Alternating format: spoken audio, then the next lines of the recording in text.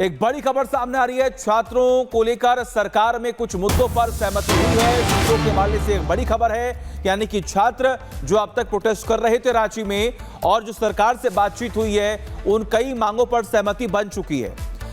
लेन then की ED जांच पर सहमति बनी है। विशेष कमेटी का गठन हो सकता है, सूत्रों के हवाले से जानकारी मिल रही है।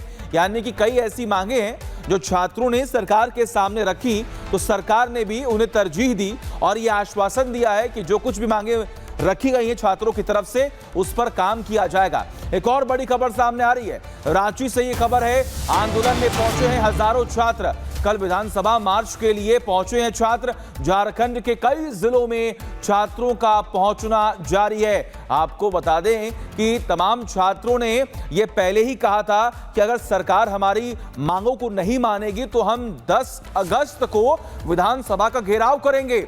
और ऐसे में अब वहां पर लगातार अलग अलग जिलों से, अलग अलग राज्यों से तमाम छात्र पहुंच रहे हैं। यानी कि जो वहां पर छात्र अब तक प्रोटेस्ट कर रहे थे, उनका छात्र अब साथ देने के लिए वहां पर लगातार पहुंचने की पूरी कोशिश कर रहे हैं। देखिए, बातचीत के बीच छात्रों का अनशन लगातार जारी है। सभी मांगे पूरी होने तक आंदोलन जारी रहेगा। छात्रों ने इस बात का भी जिक्र कर दिया है। आप लोग भी एक चट्टान की तरह, एक ढाल की तरह, एक कदम से कदम मिलाकर चल रहे हैं हमेशा।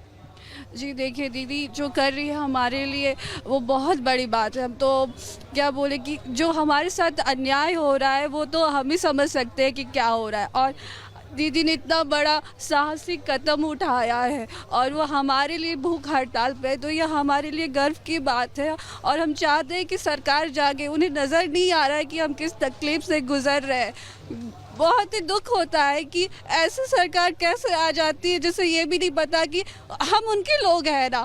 फिर उनको सत्ता पे नहीं आ रहा है क्या? हम ही ना उनको बनाएंगे फिर से, तो हमें ही क्यों मारने पे वो तुले हुए हैं? ये बहुत गलत कर रहे हैं हमारे साथ। हमारी पीढ़ियाँ पढ़ी लिखी नहीं है। हमारी पीढ़ियाँ बहुत मुश्किल से पढ़ के आगे आई है, और अगर हमारे भाई बहन आगे नहीं आएंगे तो हम लोग कैसे आगे बढ़ेंगे? बहुत गलत कर रही है सरकार हमारे साथ। ये भूख पिछले 120 घंटों से आप लोग ऐसे ही हैं इस धरने पे, तो क्या कल आखिरी दिन माने या फिर आगे इसी तरह से आप लोग अनशन को जारी रखेंगे, बेशक विधानसभा का घेराव क्यों ना हो जाए? जी बिल्कुल। ये भूख हड़ताल जो हम लोग के, जब तक हम लोग की मांगे पूरी नहीं होगी तब तक हम लोग की भूख हड़ताल ऐसे ही रहेगी। और रहा बात ये विधानसभा घेराव का, तो विधानसभा घेराव को सरकार की निकम्मी साबित करती है। हम लोग का आज विधानसभा घेराव क्यों करना पड़ा? हम लोग कोई पॉलिटिक्स से जुड़े हुए नहीं हैं, हम लोग कोई पॉलिटिकल पार्टी से नहीं है। हम लोग एक स्टूडेंट हैं, पढ़ने निकले हुए छात्र हैं।